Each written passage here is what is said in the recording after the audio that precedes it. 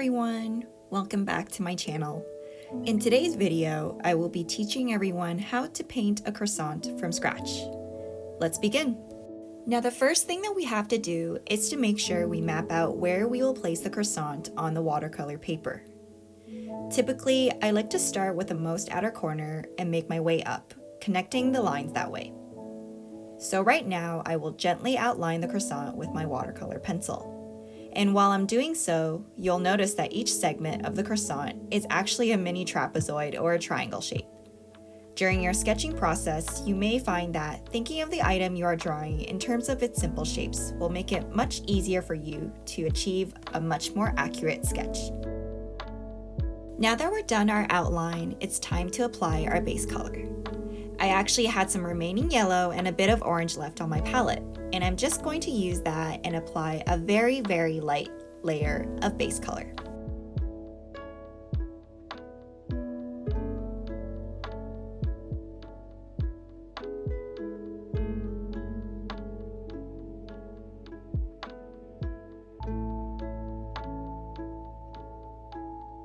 After you're done painting the first layer, it's good to let the paper sit for a couple of minutes so that the paint dries.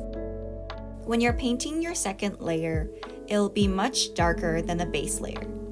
That's why for the colors, I have added in a little bit of burnt umber and burnt sienna. And I am going to apply this across the areas where there are more shadows and where the egg wash on the croissant is more prominent.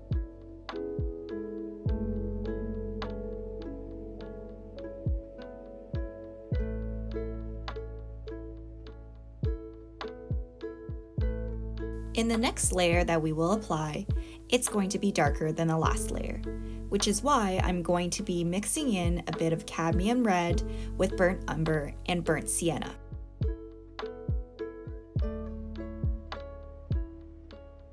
For this next step, as you may have guessed already, we are simply just going to go over the layering process one by adding on more paint as we go through.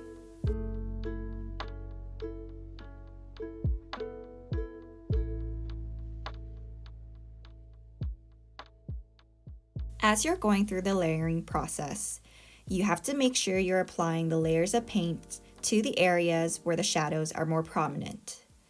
Doing so will help you highlight the areas on the painting where the shadows will be the darkest. You'll notice that up until this point, the colors used for the croissant are quite desaturated, which is why here I am going to add in a lot more yellow to try to bring up the saturation levels of the painting. Because we're going to work on more details of the painting now, I'm going to switch to using a smaller paintbrush. I'm just going to show you guys what the painting looks like so far.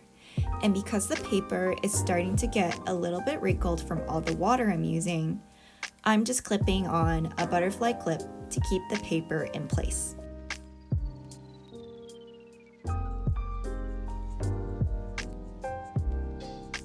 For this next layer, I've added in a lot more burnt umber into the colors, so I can darken the layers even further.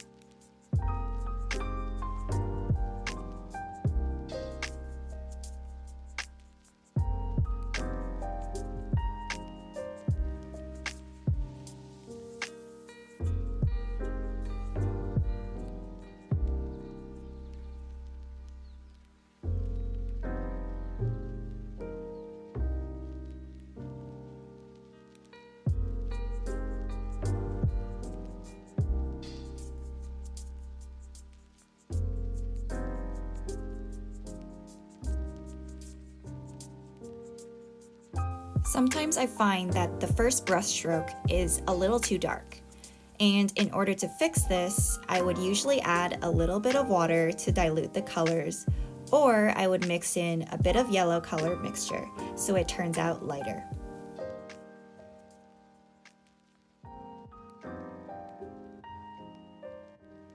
As you can see, the steps I'm taking now is very similar to what I did before, where I'm simply going through the shadows and the creases of the croissant to add more paint to make the colors stand out and make the entire croissant seem more 3D.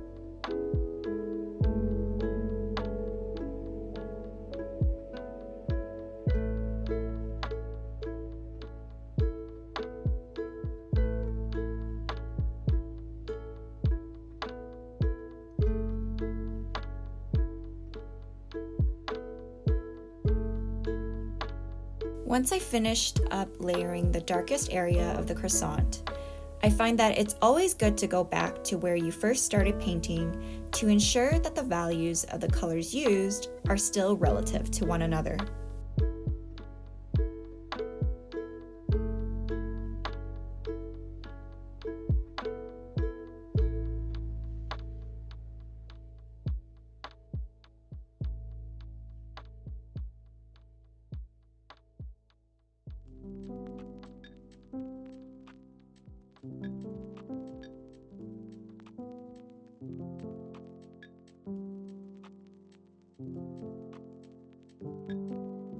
Right now, I am still adding in more darker colors to the shadows, but while doing so, I am also adding more saturation to the painting.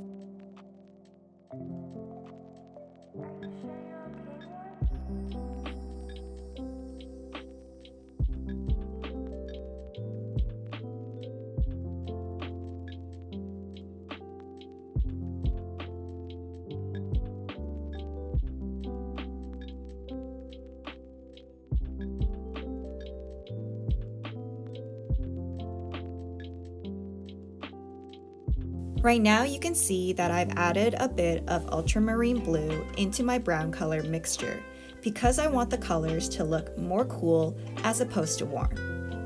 This color will typically be used for the darker shadows, and as you can see, I am slowly going through the creases in these areas to make them a bit more detailed and to make them pop out.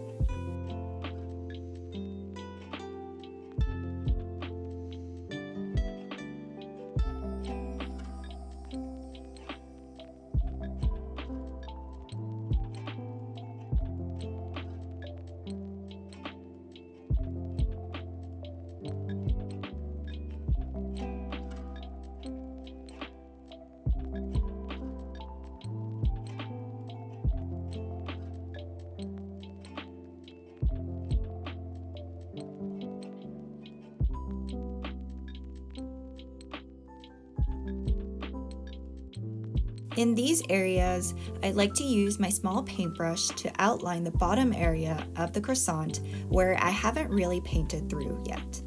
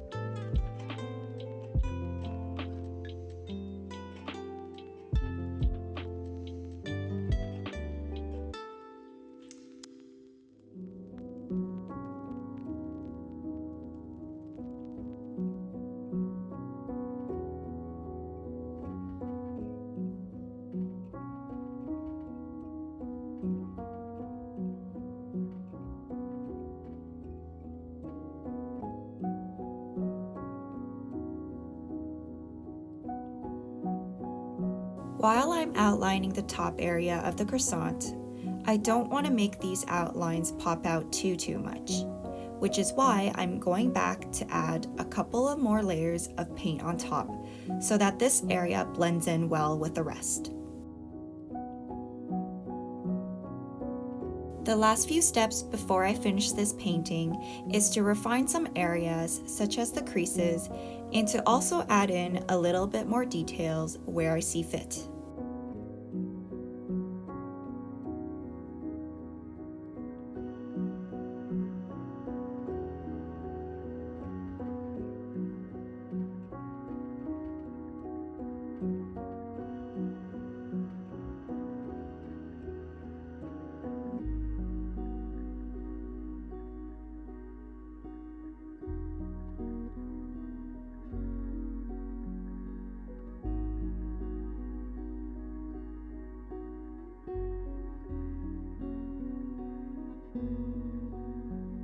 And there you have it. Now we are all done painting the croissant.